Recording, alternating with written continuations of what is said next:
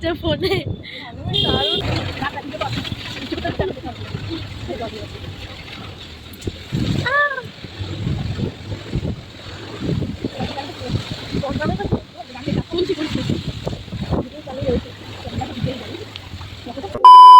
Hello everyone, welcome back to my channel. সকলকে জানাই good evening, কারণ এখন বিকেল থেকে আমি ব্লগটা স্টার্ট করছি। তো হ্যাঁ, দেখছো জামা প্যান্ট পরে আছি। হ্যাঁ, আজ যাচ্ছি নবদ্বীপ। তো দুই যাই মিলে বেরিয়ে পড়লাম নবদ্বীপ যাওয়ার উদ্দেশ্যে। কারণটা তোমাদের বলছি। তো বাড়িতে প্রচুর গাছে প্রচুর আম হয়েছিল। তো ষষ্ঠীর জন্য থাকবে না, ষষ্ঠী এখনও প্রায় 3 দিন দেরি আছে। আর ওইদিকে বরকে বলেছিল যাওয়ার কথা, তো শাশুড়ি তো ওরা কেউ যাচ্ছে না বলে, তো আমি আর দুই যা মিলে বেরিয়ে পড়লাম নবদ্বীপ। আর আমাদের দুজনের বাপের বাড়ি হচ্ছে নবদ্বীপ, তো ওই জন্য বেরিয়ে পড়লাম আমরা দুজনা। তো পুরো আকাশে প্রচণ্ড মেঘ, বারণও করেছিল আজকে না যাওয়ার জন্য নবদ্বীপ। তো ফাইনালি আমরা রেডি হয়ে গেছি, তো আর জামা প্যান্ট খুলতে ইচ্ছা করলো না, ওই জন্য বেরিয়ে পড়লাম। তো জানি না আজকে ফিরতে পারবো কি না নবদ্বীপ থেকে। আর তোমার বলতে বলতে আমিও আমার বাড়ি পৌঁছে গেছি। এখানে আমি মেন রাস্তা ধরে যাইনি, আমি আমাদের বাবলারি হয়ে আমাদের যে পাওয়ারলুম আছে, পাওয়ারলুমের রাস্তা ধরে আমরা ওখান থেকে চলে এলাম। আর বাস সাইডে দেখো আমাদের প্রতাপনগর হসপিটাল দেখতে পারবে। আর আমাদের পাড়াতে আমাদের বাড়ির এখান থেকে প্রতাপনগর হসপিটালটা দেখা যায়, খুবই কাছে। আর পাশে দেখো পুকুরটার সামনে কত মোষ স্নান করছিল, কি ভালো লাগছিল। এই গরমে ওদেরও বেশ শান্তি। আর বলতে বলতে আমিও বাড়ি চলে এসেছি। আর ওদিকে আমার মা চা করে দিল। আর আমি না গিলাসে চা খেতে বেশি পছন্দ করি, ওই জন্য আমার মা গিলাসেই চাটা দিল। আর ওদিকে প্রীতি চা খাবে না, প্রীতি চা খায় না। প্রীতির জন্য মিষ্টি আমার জন্যও আনা হয়েছিল, বাবা মিষ্টি এনেছিল। আর আগের দিন বাবা লাড্ডু এনেছিল, তো লাড্ডু খেতে আমি ভীষণ পছন্দ করি। আর এদিকে দেখো মিষ্টি থালা নিয়ে চলে এসছে, প্রীতিকে দিল, আমি খাইনি, আমি শুধু জাস্ট চাটা খেলাম। আর এদিকে হচ্ছে বিস্কুট খেলাম, আর বাবাকে বললাম লাড্ডু একটা খাবো। আমি মিষ্টি আর সিঙ্গারা এসব কিছুই খাই না। আর ওগুলোকে আমি খাইনি, আমার বাবা আমার ছেলে আসেনি, তো ছেলের জন্য প্যাক করে পাঠিয়ে দিয়েছে।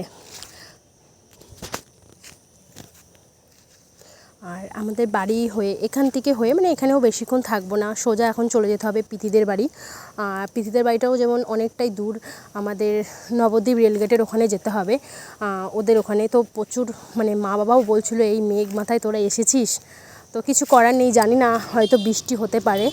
আর দেখো আমিও আমার বাড়ি থেকে বেরিয়ে সোজা এখন যাচ্ছি প্রীতিদের বাড়িতে। তো চলো প্রীতিদের বাড়ি থেকে কী হয় না হয় সেটাও তোমাদের সাথে শেয়ার করছি, আমরা কি করি না করি। চলো তোমরা পুরো ভিডিওটা দেখতে থাকো আর আমার সঙ্গে থাকো।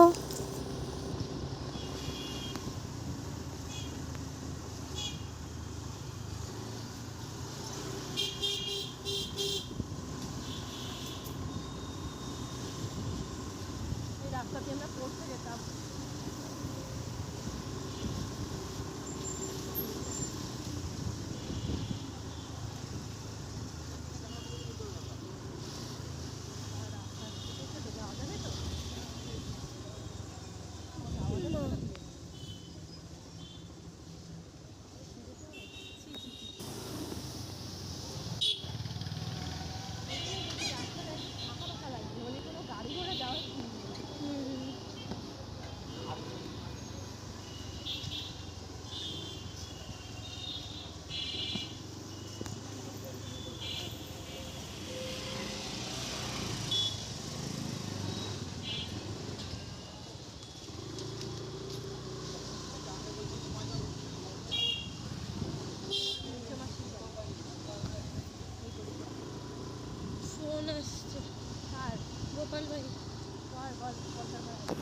বলতে বলতে আমিও প্রীতিদের বাড়িতে চলে এসেছি। আর এখানে দেখো প্রীতি আসার সময় ফুটি নিয়ে এসেছিলো, আর ওর দাদু হচ্ছে কোল্ড ড্রিঙ্কস নিয়ে এসেছিলো।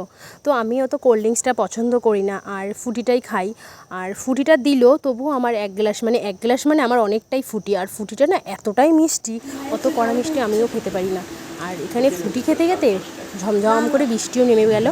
আর প্রীতির দাদু বলছে আজকে থেকেই যাও। দেখলাম এখনো চট করে দেখা যায় না, এরকম হাতে পাইবো না, হাতের কাজ এখন। আর এই যে এখন এসব দেখাই যায় না। আর এই যে এখন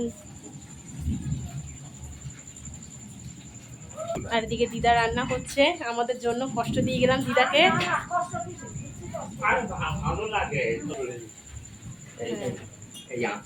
হ্যাঁ, এটা আঁচল। এখন এটা পুরো শাড়ি হবে তাই তো?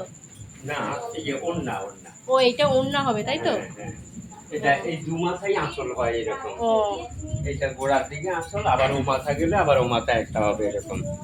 এগুলো তো সব হাতে বুনতে হয় না? হ্যাঁ, হাতে করতে হয়। চল।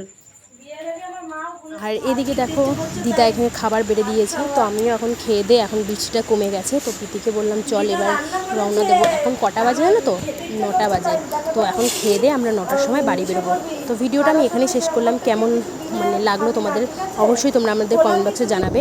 আর দেখো রাস্তাটা কেমন ভেজা ভেজা, আর আমাদের নবদ্বীপের কিছু কিছু রাস্তায় জানো তো জল জমে গেছে, মনে হচ্ছে বন্যা হয়ে গেছে।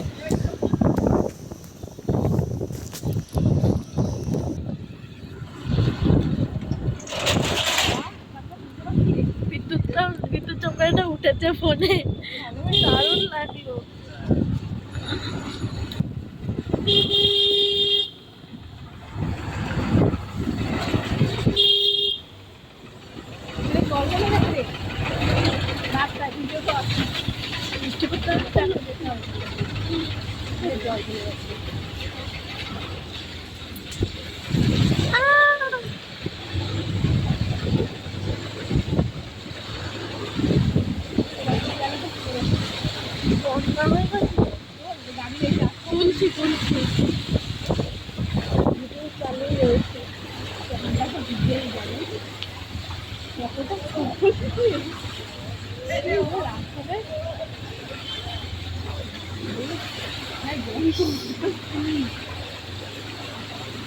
দাদা ভাই ফোন করছে।